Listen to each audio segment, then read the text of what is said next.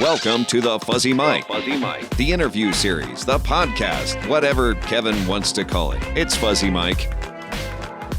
Hello, and thank you for joining me for another episode of the Fuzzy Mike, where entertaining and informative conversations inspire us and help us navigate mental health struggles and empower us through self-improvement. My guest today, is the poster person for inspiration.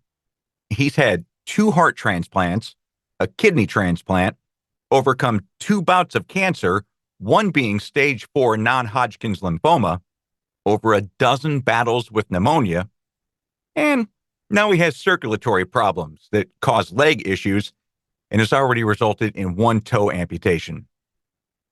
I grew up watching Jim Tietjens play goalie for our alma mater, Oakville High School. And this was back in the 70s, mid-70s, actually. I wanted to be a goalie because of him. Jim has received so many honors and accolades. Now, just to name them, we'd end up taking the entire time that we have together here.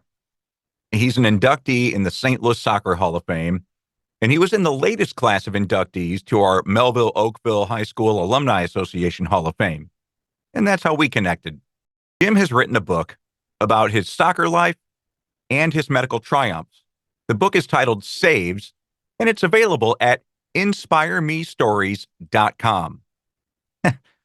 Life sure is full of surprises. If you would have told me growing up as a 7-year-old boy that one day I'd not only talk with Jim, but that we'd become friends, wow, I wouldn't have believed it. Yet, here we are. I mean, I grew up watching you play, bro. Yeah, but we're just 2 simple Oakville guys, right? Well, you couldn't get any more true than that, yeah. And that's the good thing about it. You just can immediately connect. I think that what we're going to talk about today with not only your professional soccer career, your career with the U.S. youth national team, but the health battles that you've endured over your years. I can't think of a more mentally tough person in my life than you, Jim Tietjens. Yeah, no, I think that's probably one of the strongest things I got, and full credit to my mom on that. She just, she lost her husband with 3 kids when she was in her early 30s, and she never showed me anything but resilience. I think it just came from her, and it's not like a rah-rah thing. It's just something when you see her every day get up and do it, you just kind of do the same. It's something that was instilled in you by your mom. You said that she lost her husband. You lost your father when you were 2 years old. I was 21 months. Yeah, just about 2. Okay. And he passed away from a heart condition. Yeah. So they classified it as myocarditis because the real disease wasn't diagnosed yet at that time. Nowadays, it's called idiopathic cardiomyopathy, which generally means sick heart. And the word idiopathic simply means your heart gets sick, but we don't really know what it's sick from. There's also a viral cardiomyopathy that comes from a virus. It's the same thing. Your heart gets sick, and you can tend to recover from viral. Idiopathic generally means it's hereditary, and you're not going to recover. Yeah. So you have the hereditary idiopathic cardiomyopathy. Your sister, Karen, had that, right? Right. Yeah. And your father passes away at 32. Karen passes away at 32. And you had your first heart transplant at 32. Exactly. Yeah. So when Karen passed away in 1989, I was 29, but I pretty much at that point began to prepare myself mentally that it was going to come.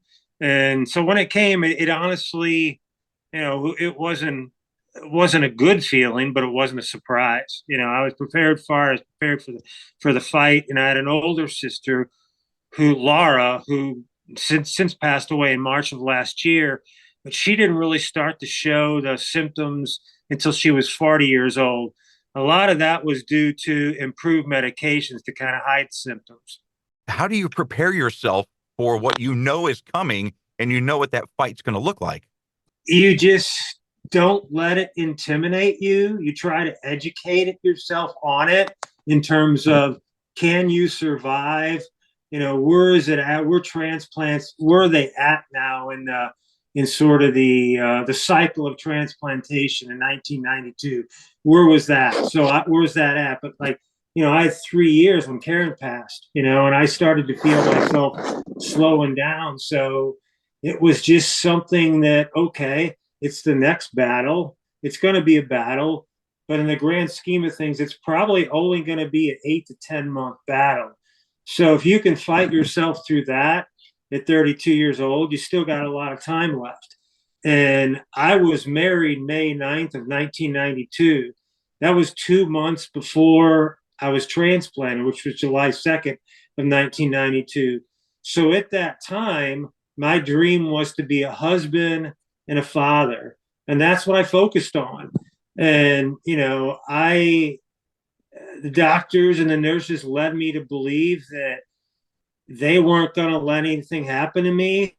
They took their sort of keys or their signs that, okay, they're in it. They're in it to save me.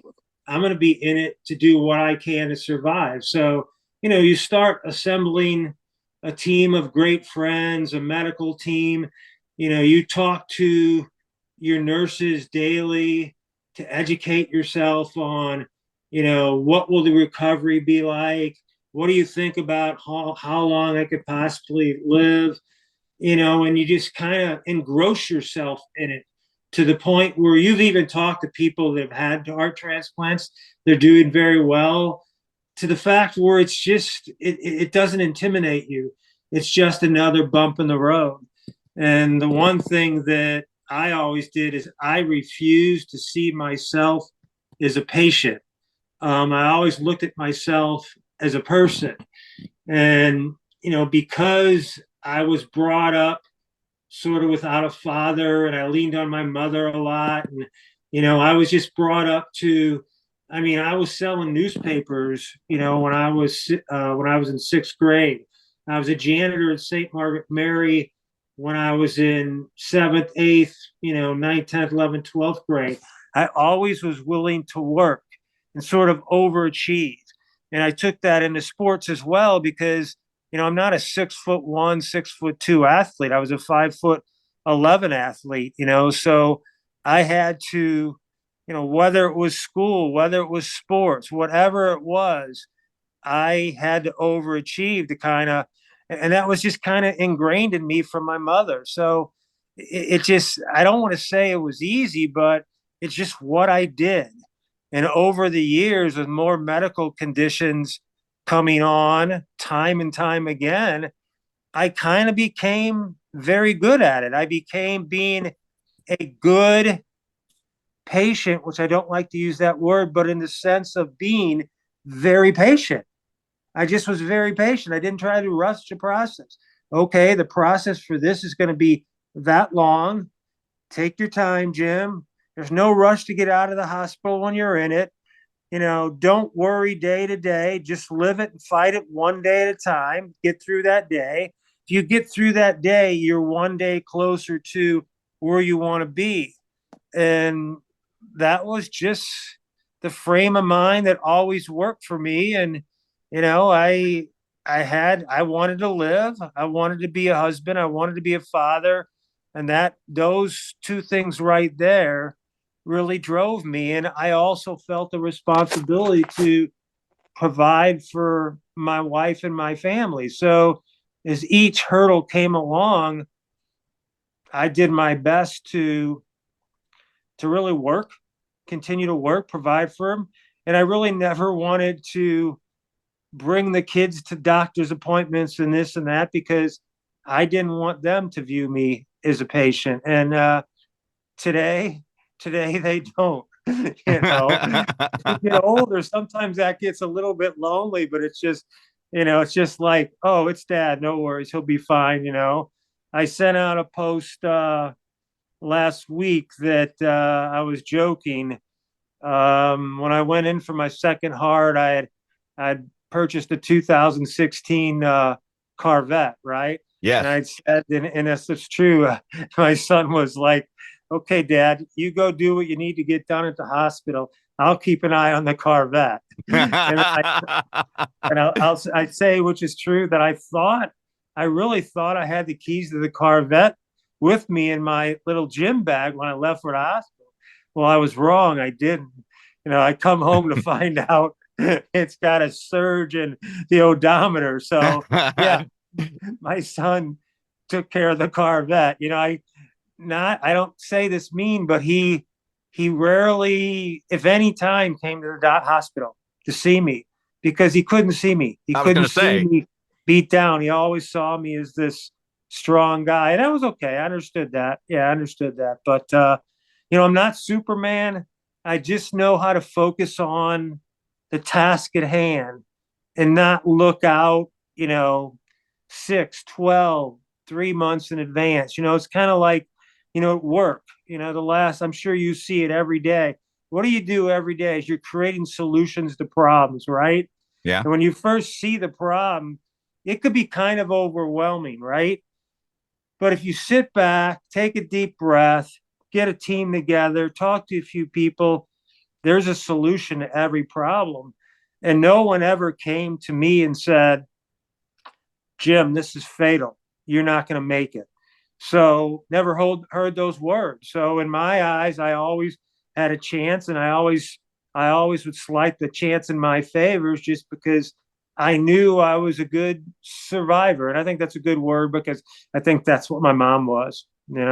A lot of this can be read in Jim's new book. It's called Saves, and it is a very fast read. I read it in a night and a half. I mean, it's so easy to read. It's very compelling. It talks about you growing up playing youth soccer, then moving on to high school and the college ranks, and then the youth national team and the pro ranks and playing over in Germany for a bit. But I want to ask you about two things you said right there. Number one, how did early competition in soccer prepare you for the competition of battling for your life? That's one thing, is maybe an overachiever. I'm so competitive.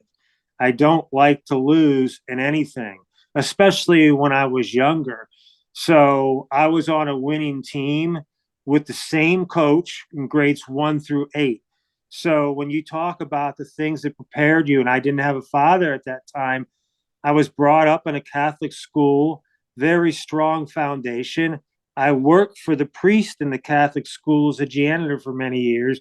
So I became very disciplined, very focused, very passionate.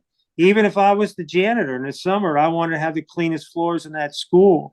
My soccer coach followed us because he had a son on the team. So he was a father figure for 9 years or 8 years, right?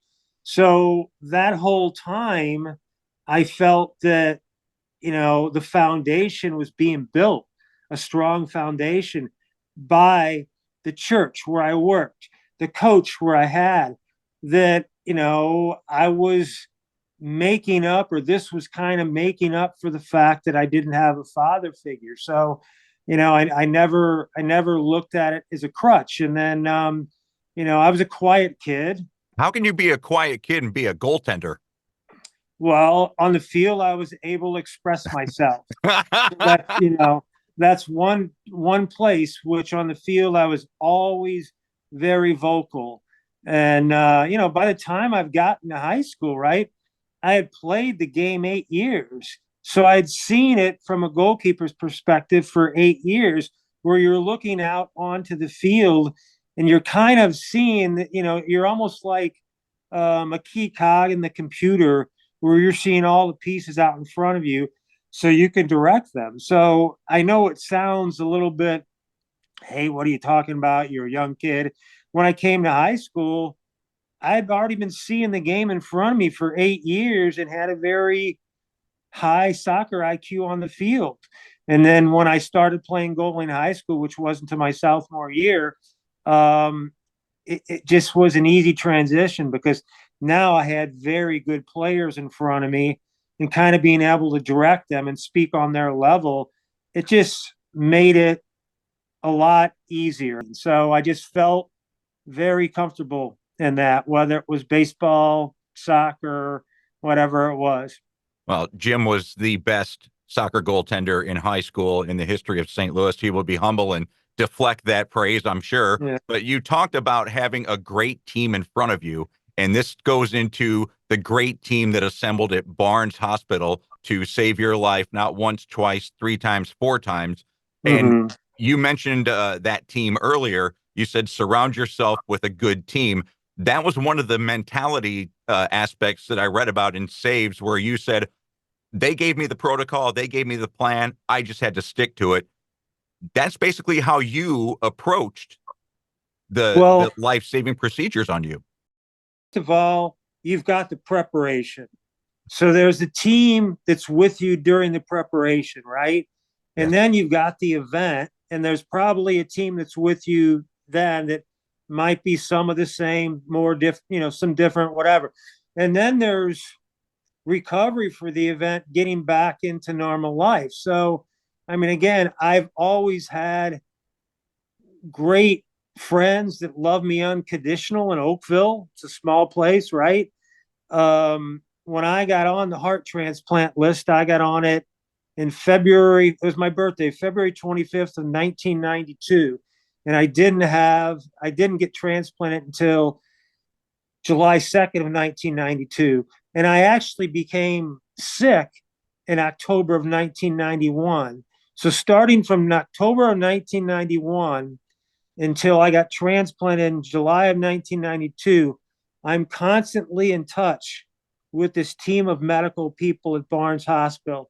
I'm getting to know them on a personal basis. You have your nurse coordinator. Every cardiac doctor, every cardiologist on the heart transplant team has his own nurse coordinator.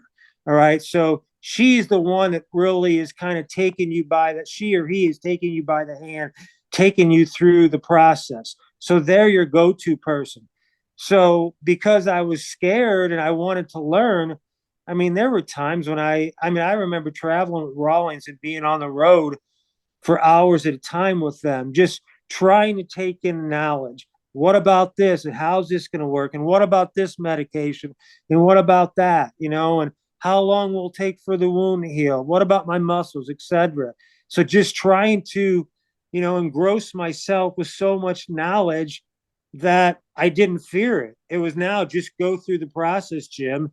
And my process was trying to survive till transplant because I had a lot of ventricular tachycardia beats, which can take your life instantly.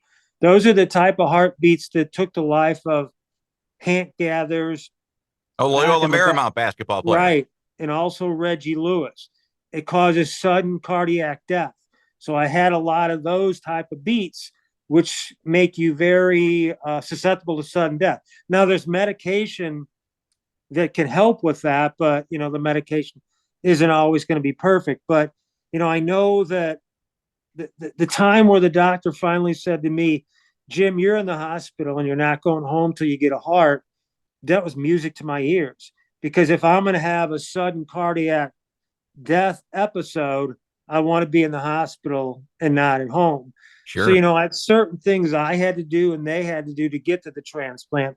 Transplant itself, not the toughest surgery in the world. They've done it. It's just 2.5, 3 hours, but then you got to plan for the recovery. And, being an athlete and being still in good shape at 32, I mean, I got home and, after I did a few other things, because I was a newlywed, I got in the car, I drove right to the gym, and, it was like the second day, and, I wasn't supposed to be driving, but that was just my style. And I've done that style ever since, and it works for me. And the doctors know it works for me.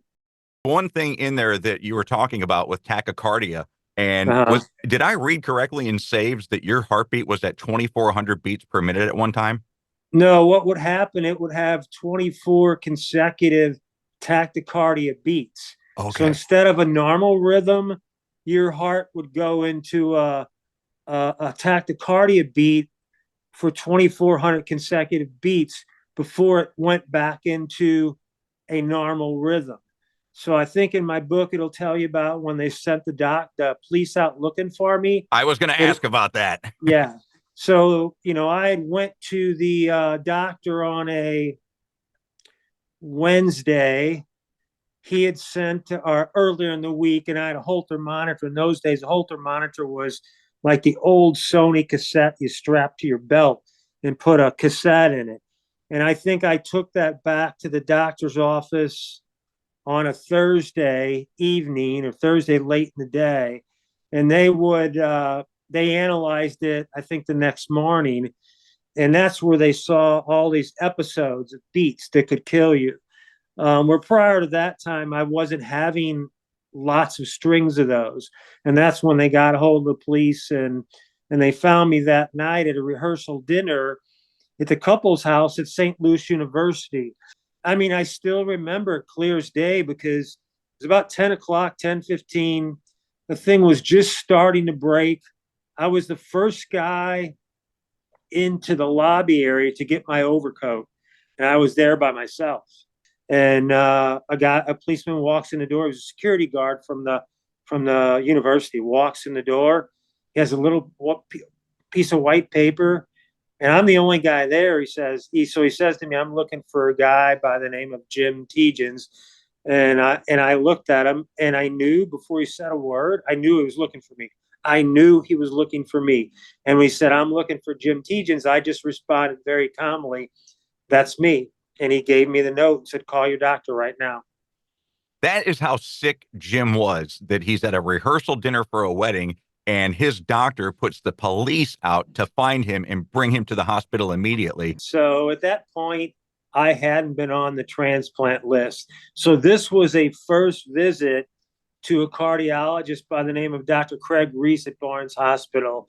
So my first visit to him, putting the Holter monitor on me, getting the Holter back. So when you talk about surrounding yourself with an amazing team, I didn't know this guy and he didn't know me from Adam. The next thing you know, that couldn't have been an easy task to kind of pull the strings, to get a hold of his nurse, find out, get a hold of a friend. But that's the kind of people that were on my team. And that's where I was blessed. I don't know that everyone would have reacted the same way. Maybe would have called me the next day and let's get a hold of the guy the next day, have him come in. But, I was very, I'll say, I've said it today already, but when you look at the whole story and where we're at now, I've lived a pretty charmed life. How charmed is it when you have one heart transplant, a second heart transplant? That leads to 2 bouts with cancer. It also leads to a leg condition where your arteries aren't pumping enough blood to your feet, so you've had a toe amputation. How can you say you've lived a charmed life? Well, let's look at it this way, Kevin. All right. I grew up in Oakville. I still have my friends that I won the state championship soccer team with. We were teammates. 1976. 1976, just 48 years, right? And we talk about it today. We were teammates then and we're brothers now, right?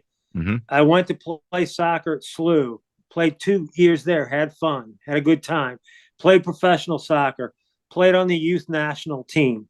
I had jobs I loved. I loved working at Rawlings Sporting Goods. I loved being involved in baseball. It was always my dream to work at Anheuser-Busch. I did it. I loved it. It was a time in my life. I have 2 kids. I wanted to be a father. My 2 kids are negative to the bad heart gene, all right? Which means they can never get it, but they can never pass it on to a child of theirs. So I have a granddaughter that's 9. She doesn't even have to be tested, So that's what I mean. It's like, when you look at these episodes, is bubbles that last 8 months, 10 months, a year, 5 months, 4 months. That's what I mean when I say I've lived a charmed life. Now, I will say the leg thing has been challenging because it limits your mobility. And I've had 15 surgeries in the last 36 months. But right now, my legs are in a good spot. They're in the best spot they've been in 4 years. So I'm going into a phase of my life where my kids are out the door, doing well on their own. And that's really why I wanted to write the book and sort of try to recognize and give back. I've started to do some public speaking. Barnes Hospital Goldfarb School of Nursing has asked me to be their commencement speaker at their graduation in August of this year for their nursing class. These are just great things I get excited about, that I get that opportunity to speak to them and hopefully make a difference because, Saves really is all about everyone that's been in my life, to touch my life and be a part of the team, that Well, saved me. And you talk about speaking at the Goldfarb School of Nursing. How proud of you? How proud are you of Annie, your daughter, who graduated first in her class from there and is now working in the same hospital, same department that has saved your life twice? right. Well, Annie doesn't surprise. Annie is a gamer, right? Annie played Division I volleyball at Florida State, and sometimes I like to refer to her as that little. Don't ever think that little shit can't get it done, because she can get it done at any level, and she's so cool and calm under pressure. And I've seen her at the hospital, come down to see me when I've been there and interact with the nurses and the doctors that have come in to talk to me. And I'm so, so proud of the way she handles herself, in that environment and the leadership she shows. But she's never amazed me. I mean, I always, so I've never said Annie amazes me. No, I always had that. I always knew Annie had it. Mm-hmm. She had the it factor in anything she ever did, whether it was sports or school. When she put her mind to something, never count that little one out. And she's done some things in the hospital where, she had something that I'll share because it's really unbelievable. She was treating a patient in ICU who had a heart issue. Family would come in frequently to see this patient, and she noticed that one of the family members would continuously have swollen ankles when he came in. And she talked about it with him and suggested that he get connected with the doctor. Is it possible that what's going on in your family is hereditary?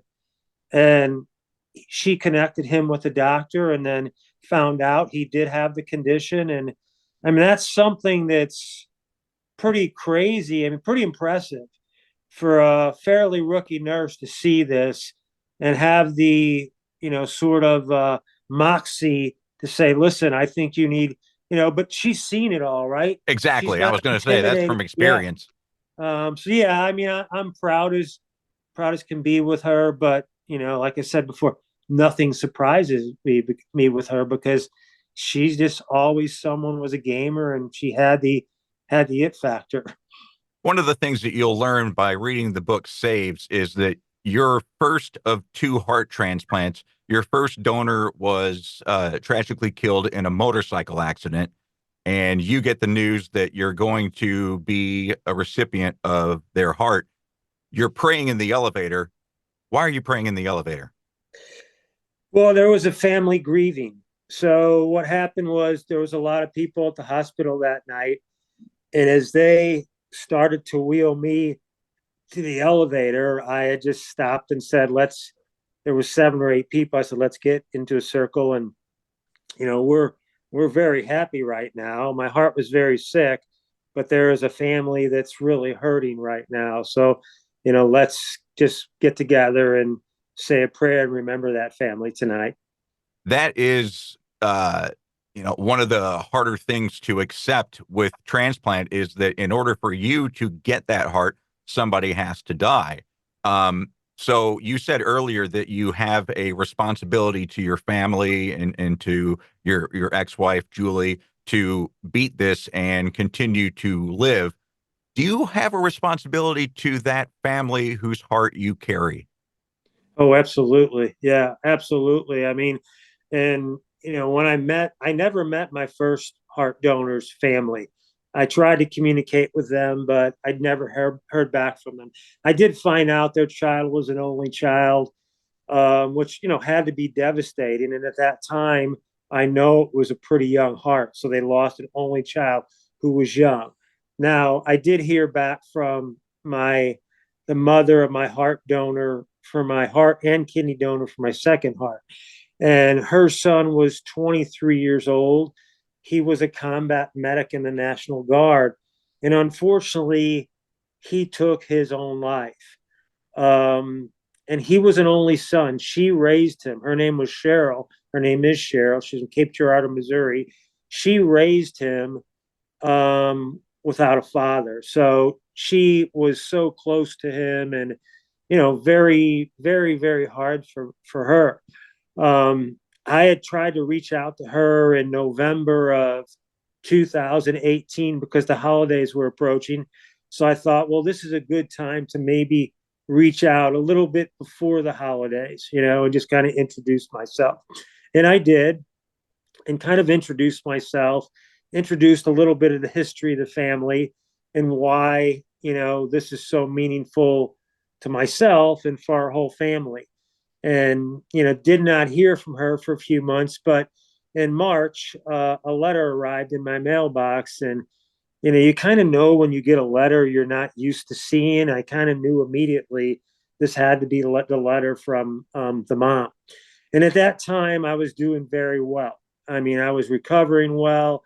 I was exercising. I was fit. I was healthy. I was actually recovering quicker from my second heart transplant at 58 than I did from my first heart transplant at 32.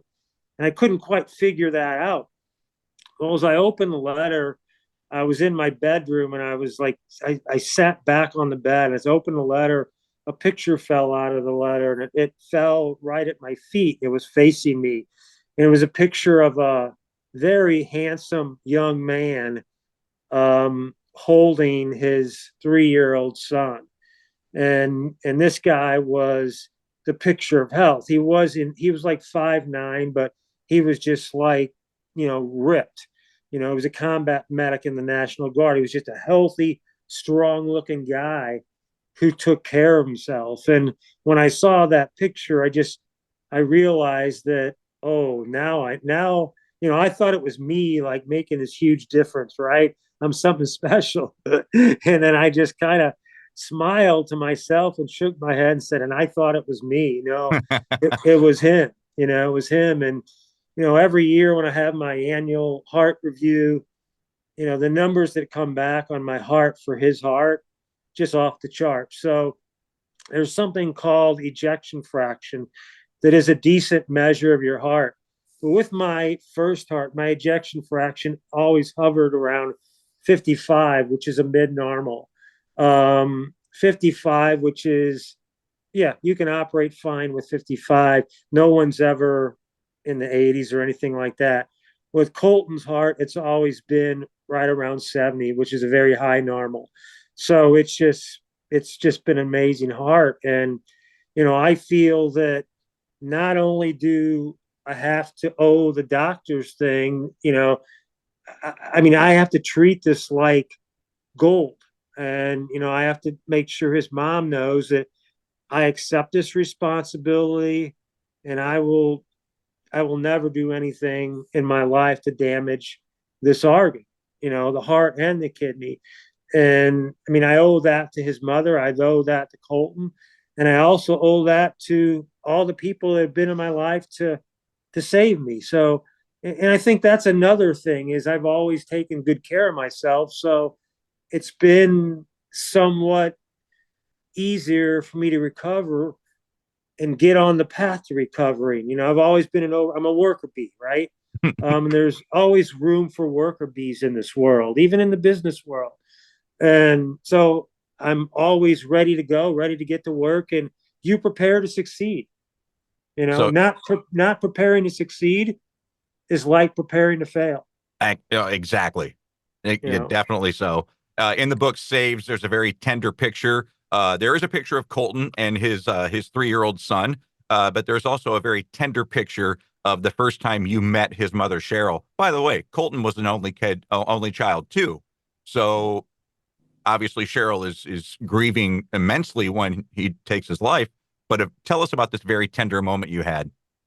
So we were meeting in Mid-America Transplants office. I had told her all along that, hey, listen, if you want to call this off at the last minute, that's fine. You're in charge here. You call the shots. So I was out in the parking lot just waiting to make sure it was okay to come in, and it was. And I walked back into the offices, and there was about a, I don't know, 40-foot walk between me and his mother, Cheryl. And I'm thinking the whole time, I'm just asking God, you know, please put the right words in my mouth.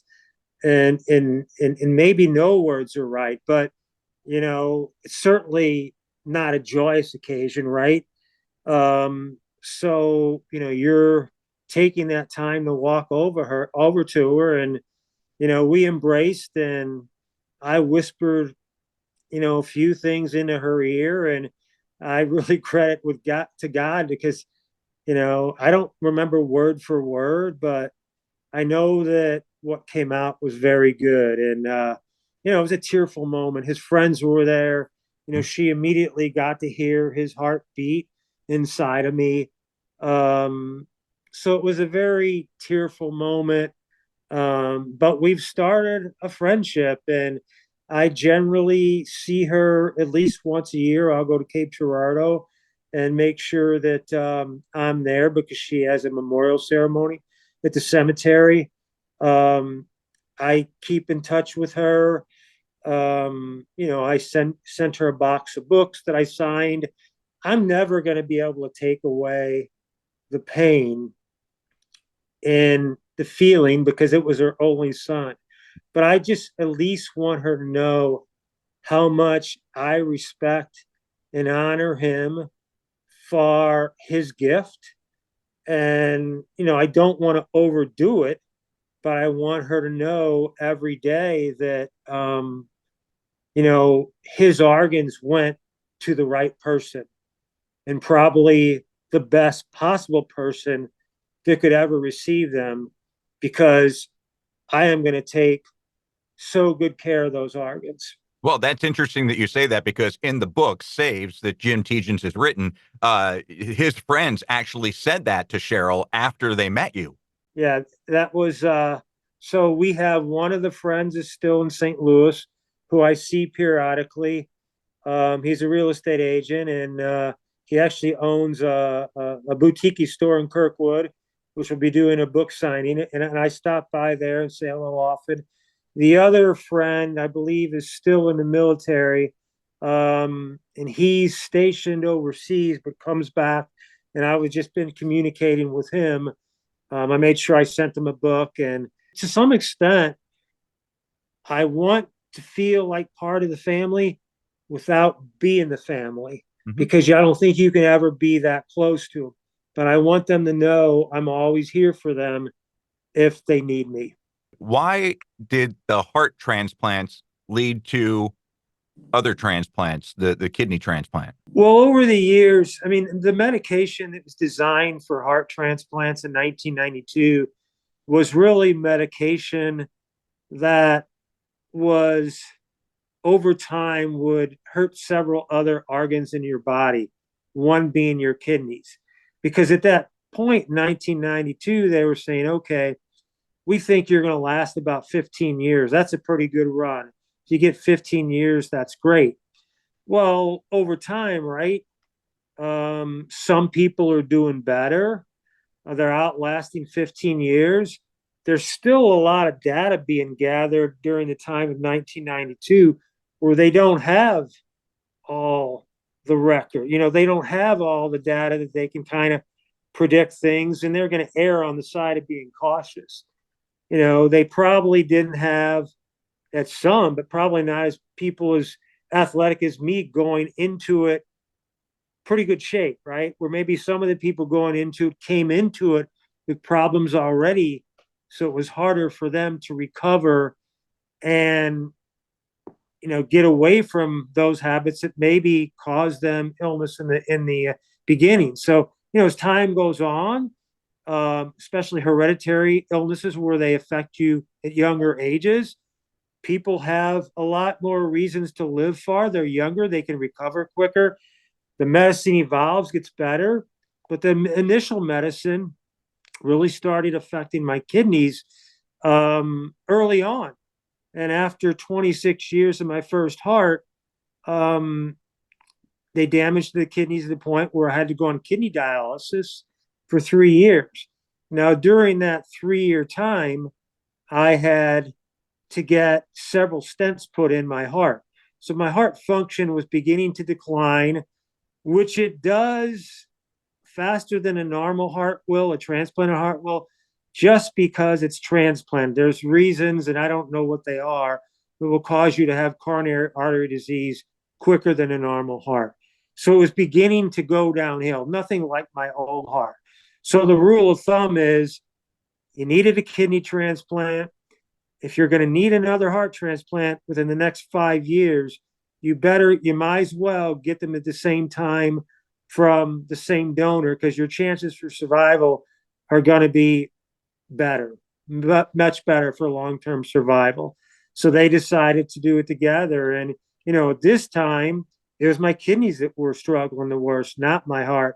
Now, I could feel my heart declining when I'd be at the gym and things, but, it wasn't shot like my kidneys were absolutely shot at the time. Why do the transplants, why did that lead to cancer?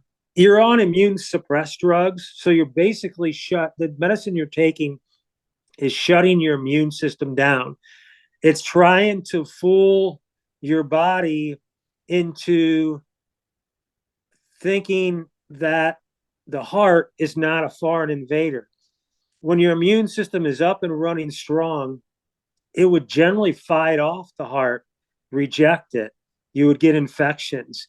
So to make sure that your body doesn't reject your heart, they're shutting down your immune system, all right, to accept your heart, not to kind of fooling it. And that makes you more susceptible to cancers as well, because your immune system is suppressed, right? So you're more susceptible to cancers, to infections, to viruses, to a lot of different things. So during 1992, they told me the number was 10 to 15% more susceptible to cancers. Nowadays, they're going to tell you more, 35 to 40%. So the number is a lot higher that you're going to get some type of cancer. And I go to the dermatologist every 8 weeks because I get cancers on my face. I've had 4 Mohs surgeries now, which is removing cancerous little pieces from my face. And I've had, I had non-Hodgkin's lymphoma, stage 4, in 2003, and that was a tough battle. That was a really tough mental battle where, I sort of isolated myself as much as I can, because you just felt so miserable that you didn't want to talk to anyone because it just hurt to talk. Now, my friends were there and they'd always come by and they'd make me laugh, but it was a personal battle, one-on-one with the cancer. And it was a hard, gritty battle because, it's like every 2 weeks you're getting poison put in your body to kill the cancer. And then you've got to recover from that poison to be able to do it again in 2 weeks. And sometimes it's very hard to recover from that poison. So it becomes a just very hard mental, tough physical battle where, what's coming after your treatment, and you just get yourself ready for that battle. Some sessions, there were 12 sessions of chemo. Some it's easier than others, but when the tough ones come, it's very, very hard. I had an instance where I think I was in my 6th chemo treatment, and I got really, really sick, and they didn't know, they're doing all kinds of tests to find out what it was from. Well, they found out that what it was from is one of the chemo medications. There were 4 of them, and one of them is called the Red Devil. And the Red Devil had attacked my lungs, and it damaged my lungs. And so they had to immediately stop that one. And at the time, there was a lot of concern. My lungs were pretty bad. And, I remember the doctor coming in to me and telling me that, she said, this could end up being fatal.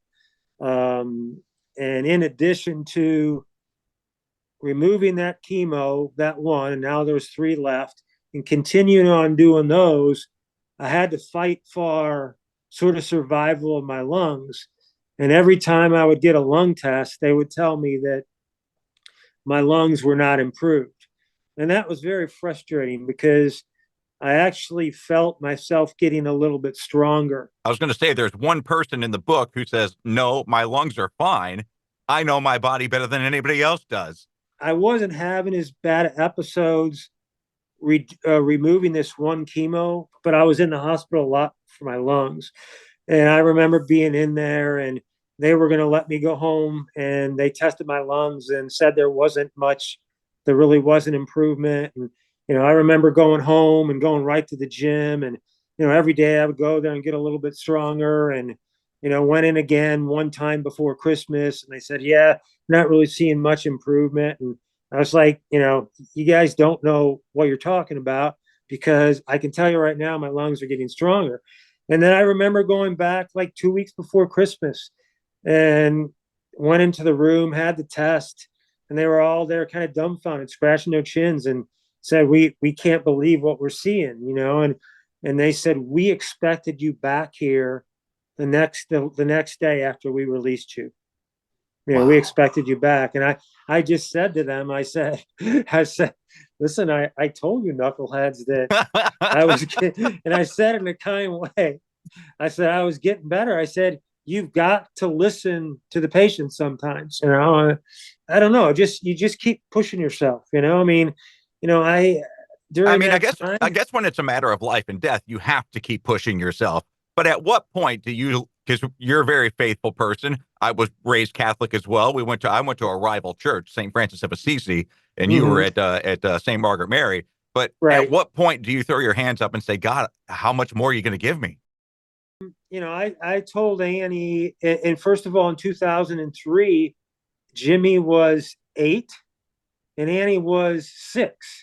So I had all the reason in the world to keep fighting. And I remember being at Annie's first Holy Communion, and right after a treatment, and house full of people, and having a party, and, kind of having to dismiss myself and go lay down. But, when you have 2 kids that age and a wife, and you stood before God at the altar and committed yourself to being there for them, I just, there wasn't any give up in me, I mean, it just, it was hard. And, like I've told Annie before that, sometimes I would give myself 5 minutes after I was diagnosed with something. I give myself 5 minutes, and it was 5 minutes where probably I was very angry and very verbal.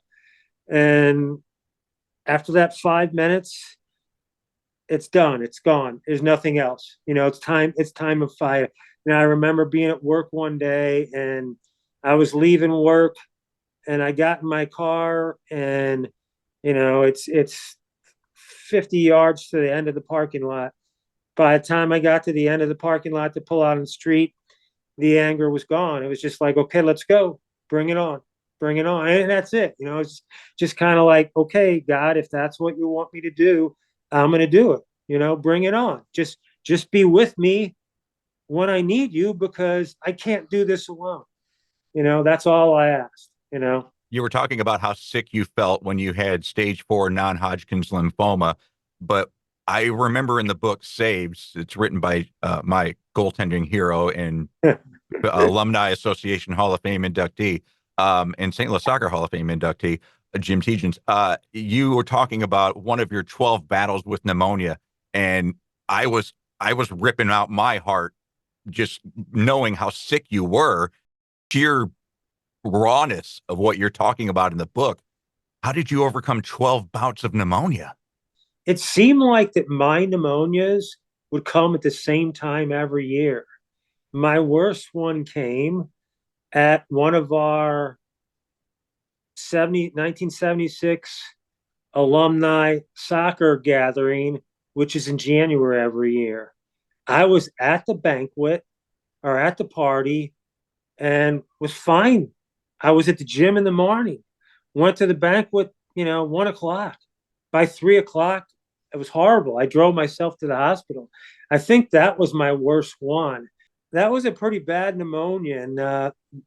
And they called Annie home from college. Yes, it's in the book. So, yeah, so they must have thought there was a chance I wasn't going to make it. So when Annie walked in the door, me being from Oakville, being dollar conscious, I looked at my wife, said, "What's she doing here?" I'm like, "Who's paying for that flight? Is the school paying? Are we paying?" And my wife's like, "Well, they told me to get her home." I said, "Why didn't you?"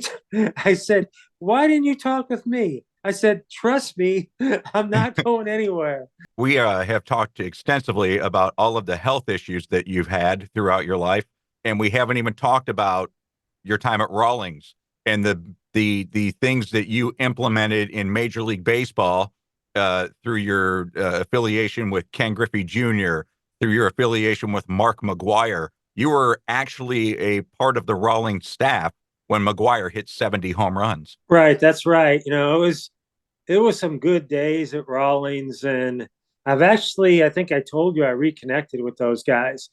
So those were some amazing days. I was a baseball fan like everyone else in St. Louis. I mean, let's face it, we love the Cardinals. Grew up in that. I grew up in the era of Brock and Gibson, and just saw some amazing teams. So yes, I was a fan, and to be able to come home and work for Rawlings Sporting Goods for 13 years. Rawlings is a small company, so you get to know everyone in the company. There's 120 people in the office. The president. Everyone. You see him every day. So it was just a great experience.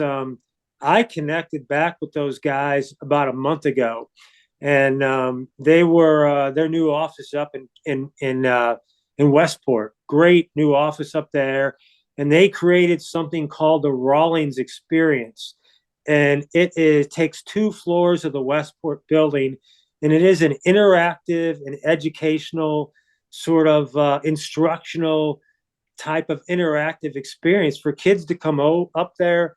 They can hit, they can look, and they can design their own gloves. They can have batting helmets fitted.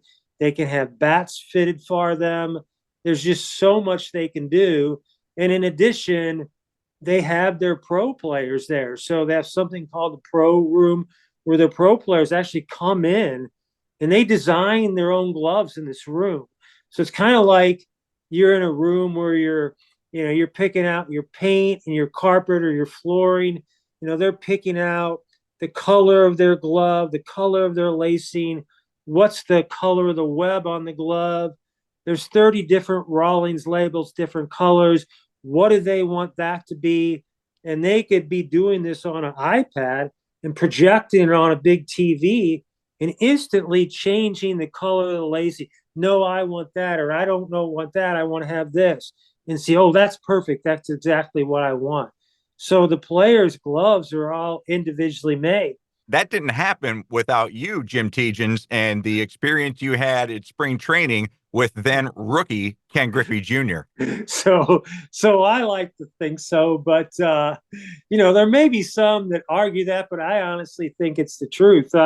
Ken Griffey Jr. was a rookie, and he comes pulling into camp in his white BMW, all white. The windows were completely tinted black. He had gold spoke rims on it.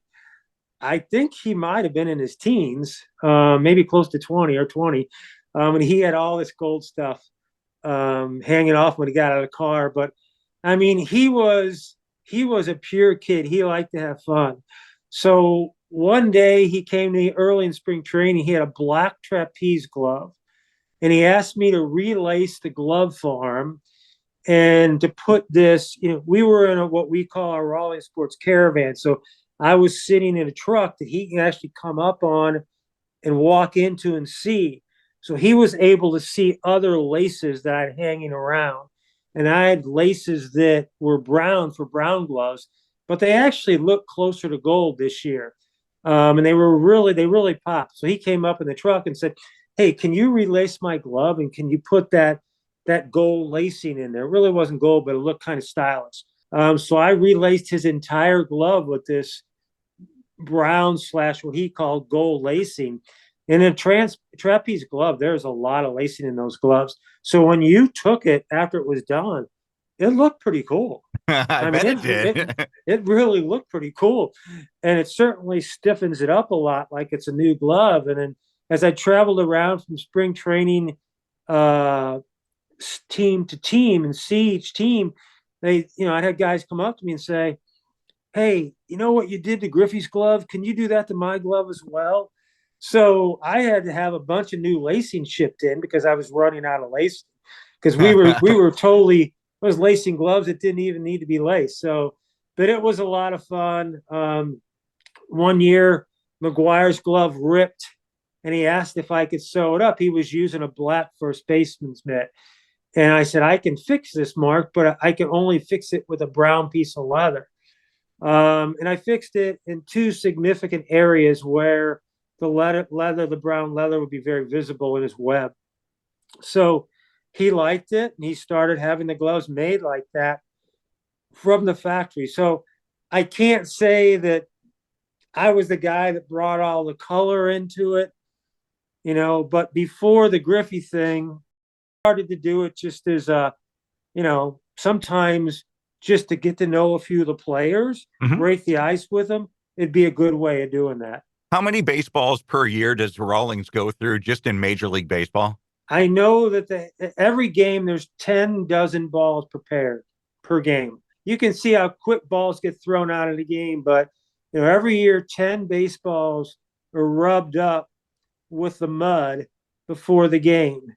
And again, I haven't been around Rawlings in a long time, but that was secret mud that comes from, it's somewhere down in the South. Yeah, where that mud comes from.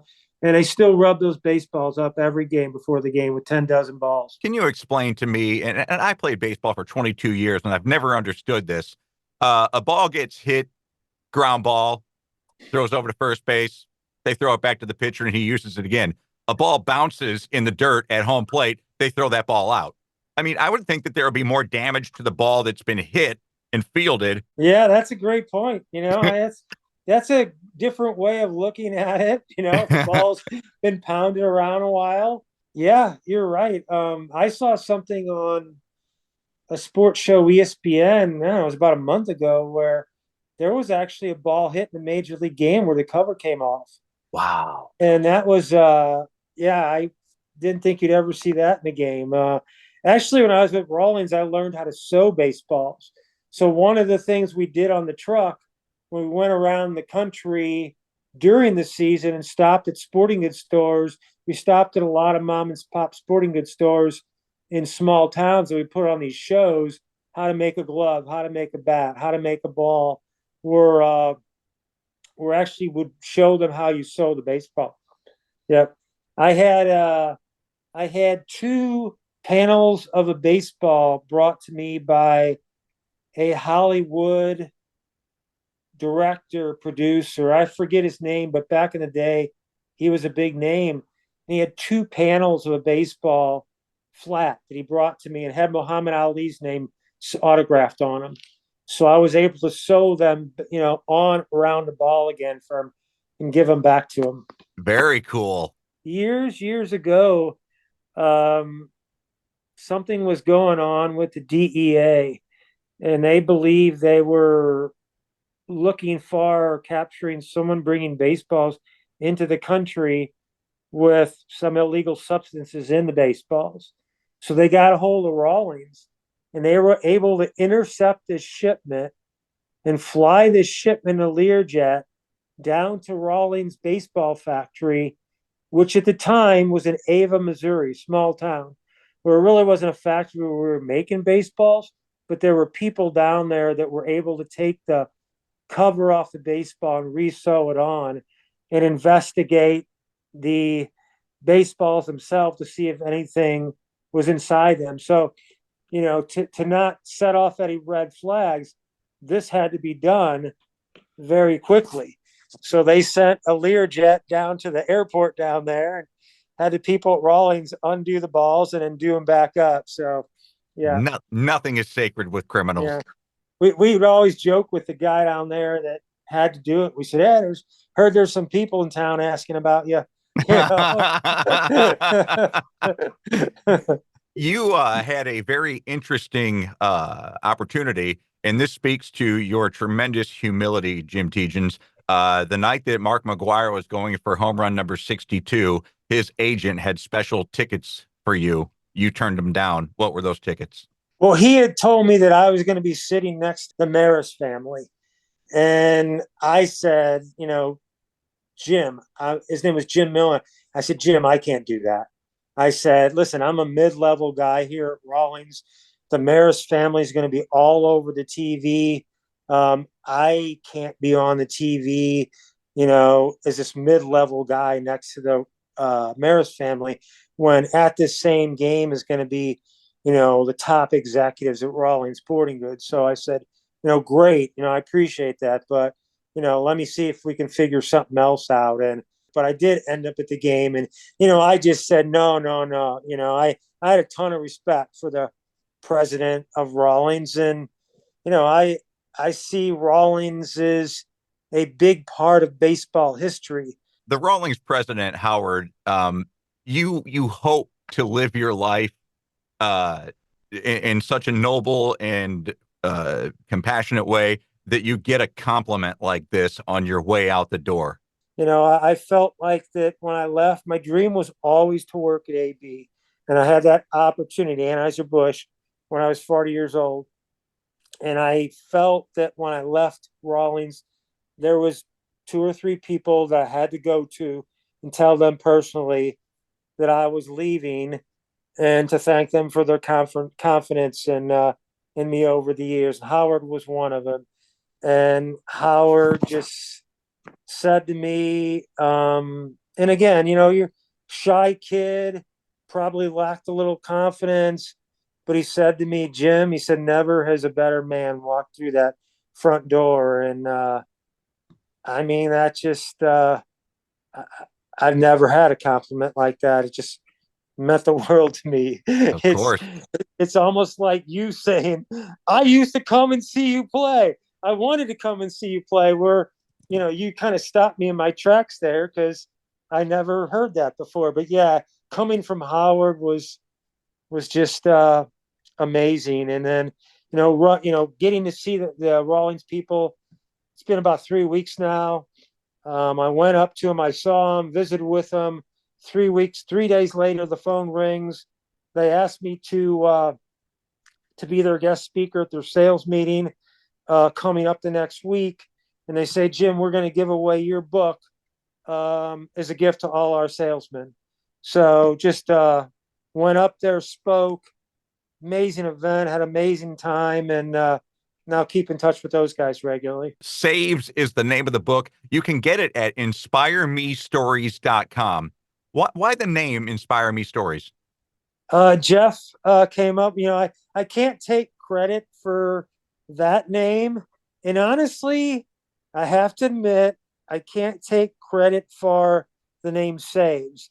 At first, I wasn't crazy about the name Saves, but the more I heard it, the more I liked it, because the more it really expressed what the book was about. It's not about my greatest saves, which really speaks to soccer, right? Mm-hmm. It's about all the people that have been in my life to save me. So it's not a soccer book. There's soccer in it. There's some good stories in it, but really the book is about all the people that have been in my life to save me. So that name grew on me, and I have to give Jeff full credit for that, and also full credit for inspiremestories.com as well. It was about a 2-year project, and a lot of now I'm just hitting the marketing and the sales hard. It's not about making money at all, because you're generally not going to make money on a small book like that, but I want it to do well.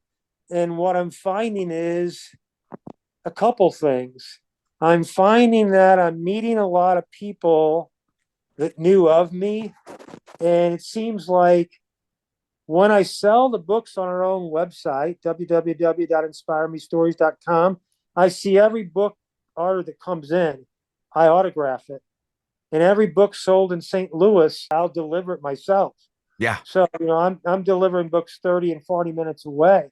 But what I'm finding is every book I deliver, there's a story related to it. There's a story that might connect me and the buyer or me and the reader indirectly, not directly, but indirectly. Pretty cool, some of the stories that are coming of it. It's real cool. And the book is fantastic. It's called Saves. It's written by Jim Tietjens, and you can get it at inspiremestories.com. Brother, when I was watching you play in 75 and 76, I never thought I'd have this opportunity to talk with you. And I definitely never thought I'd have the opportunity to say, man, I love you, brother. Well, thanks. I love you too. And again, we're just good Oakville people, good roots. You at St. Francis of Assisi, me at St. Margaret Mary, and just trying to do the right thing. And so a couple of things. We got the Soccer Hall of Fame coming up.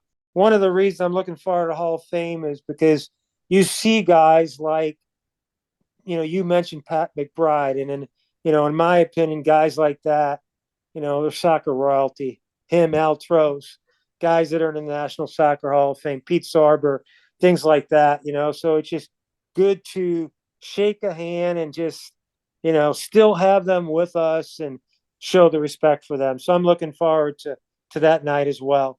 It's great to still have you with us, buddy. Yeah, thank you. Keep fighting the good fight, man. I think I got another 20 in me. I really do. That's what I'm counting on. Take care, buddy, and we'll be in touch, all right? All right. Have a good afternoon, all right? You too, Jim. Bye. Bye-bye. So there you go. When you think you've had enough and life just keeps piling on, think about Jim and let his mental strength and self-belief inspire you to keep going and do things in yourself that you never thought were possible. Again, Jim's book is titled Saves, and if you live in St. Louis, Jim will personally deliver a signed copy to you. Go to inspiremestories.com. My thanks to Jim Tietjens for joining me. My thanks to you for listening and watching on YouTube. To help the Fuzzy Mike grow, and this is the only way we're going to, please give it a rating, a like, subscribe on YouTube, and share episodes with anyone you think could use a dose of inspiration. I'm grateful for any help you can give me. The Fuzzy Mike is hosted and produced by Kevin Klein. Production elements by Zach Sheesh at the Radio Farm. Social media director is Trish Klein. For a weekly dose of hiccup-inducing laughter, check out the Tuttle and Klein podcast. It's the podcast I co-host with my longtime radio partner of 25 years, Tim Tuttle. We give you new episodes every Wednesday. Join me next Tuesday for another new episode of the Fuzzy Mike. I'll be just as surprised as you to see who, if anyone, joins me. Because, well, I had a scheduled conversation back out until a later date. So, I'll see you then. And thank you. That's it for the Fuzzy Mike. Thank you. The Fuzzy Mike with Kevin Klein. Fuzzy Mike.